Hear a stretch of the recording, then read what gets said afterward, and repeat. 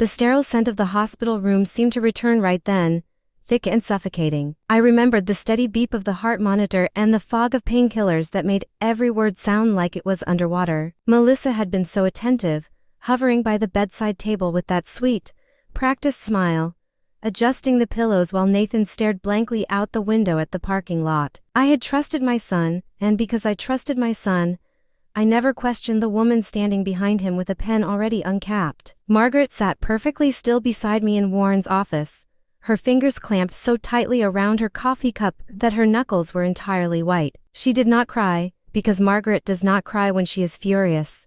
She just gets quiet, a terrifying, absolute silence that I had only seen a handful of times in our 4 decades together. "Who else knows about this, Warren?" she asked, her voice dropping into a register that made the room feel instantly colder. "Does our son actually comprehend what his mother-in-law has done? Or is he just that blind to the woman he married into?" Warren sighed, leaning back into his cracked leather chair until the springs groaned under his weight. "Nathan knows about the restructuring, but I honestly do not think he understands the illegality of how she pulled it off. He thinks it was a clever financial maneuver to protect the family legacy from future estate taxes, which is exactly the kind of garbage Melissa spoons into his ears every Sunday dinner. He is terrified of losing face, Jeremy, and she used that fear like a lever to pry your life work right out of your fingers while you were too weak to hold onto it." I stood up and walked to the window, looking down at the street where people were hurrying about their Sunday mornings, entirely unaware of the storm brewing on the 3rd floor. For 38 years, I had treated every contract like a sacred oath, believing that if you gave a man your word and a firm handshake, the rest was just details. To find out that the name on the front of my own building had been erased by a cheap parlor trick, executed while I was concussed in a hospital bed, felt like a physical blow to my ribs. "We are not going to sue them," I said, turning back to face Warren, whose eyes widened slightly behind his reading glasses. "If we file a lawsuit, it goes into the public record. The newspapers get hold of it, and 40 years of reputation goes down the drain while the lawyers bleed the company dry. Melissa wants to play with corporate structures and shell companies because she thinks she is the smartest person in the valley. So we are going to use her own game to put her exactly where she belongs." Warren looked at me for a long moment, a slow, familiar grin finally breaking through his tired expression. "You still remember that original operating agreement from March of 1987, don't you?" he asked, already reaching for a dusty binder on the bottom shelf behind his desk, "the one we drafted when we had nothing but a shared typewriter and a bottle of cheap bourbon to keep us warm in that rented garage on the west side." I smiled back, the first real smile I had managed since my grandson had pulled on my sleeve at the party. "Every single line of it," I told him. "When I registered Bitterroot Builders all those years ago, I insisted on a clause that Warren thought was pure paranoia at the time. It stated that the intellectual property of the company, the proprietary building techniques, the active client lists, and most importantly, the specific state licensing required to operate heavy machinery under our municipal contracts, belonged exclusively to the founding member, not the LLC itself. If the ownership of the corporate entity ever transferred without a 2/3 majority vote of the original founders, those assets immediately reverted to me." Melissa had spent weeks setting up her Vance Legacy Group, shuffling shares and backdating documents to steal a corporate shell. But she had never bothered to look at the foundational bones of the business. She owned a name, a building, and a fleet of trucks, but without my personal state licenses and the proprietary project management software I had developed, she could not legally pour a single yard of concrete in the state of Montana.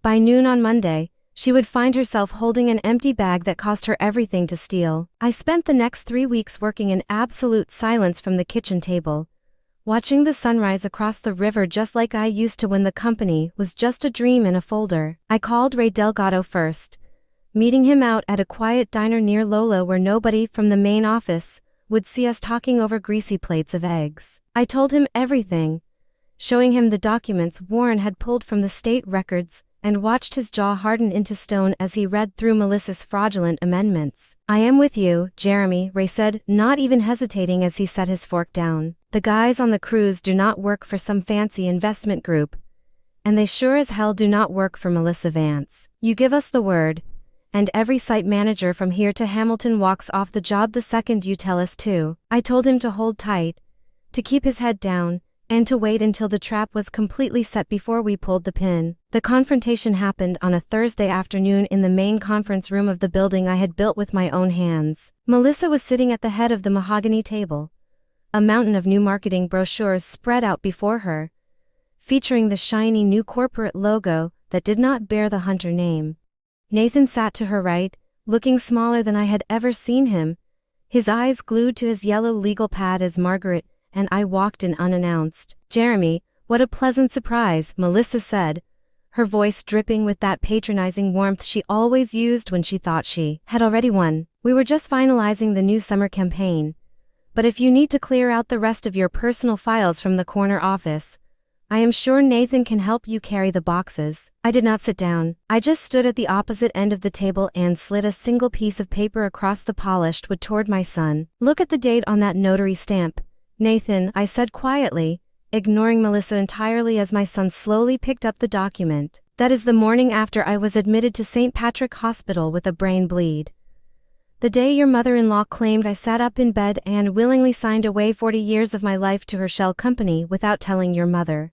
Nathan looked at the paper, his face draining of color as he recognized the signature of a notary who had been fired from our own bank 2 years prior. "This is just a standard corporate optimization, Jeremy," Melissa interrupted, her voice losing its sweetness as she stood up, her manicured nails digging into the edge of the table. "Nathan is the future of this company, and we did what was necessary to ensure that your outdated ideas did not hold his growth back. You are retired now, so I suggest you take your wife, take your camper van, and leave the business to people who actually understand modern finance." I looked at her, feeling a strange wave of pity for how small her world really was.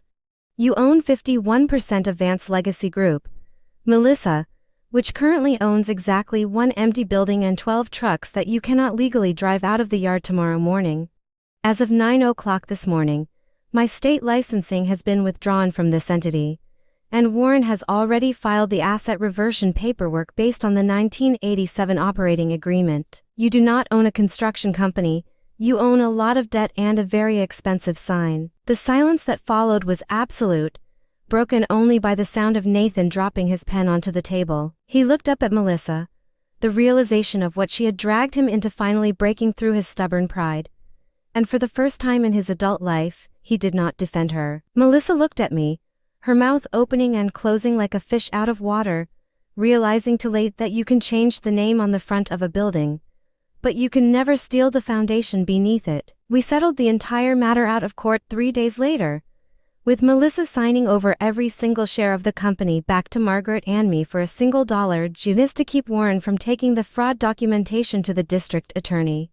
She left Missoula by the end of that month, moving back to a small condo in Arizona where people do not know her history and where she cannot hurt the family I spent my entire life trying to protect. The old sign went back up above the warehouse last week, the rusted steel letters catching the Montana afternoon sun just like they did back when Nathan was still in diapers. I stood in the gravel parking lot with my grandson, holding his small hand in mine as the crane crew tightened the final bolts on the structure. "Grandpa," Wyatt asked, looking up at me with those round, honest cheeks, "is your name going to stay up there forever this time?" I looked at the sign, then down at the boy who carried my father's chin, and smiled as the river rushed by behind us. "It is going to stay right there as long as we remember that a man's name is only as good as the truth he puts behind it," I told him, "and this time, nobody is ever going to take it down."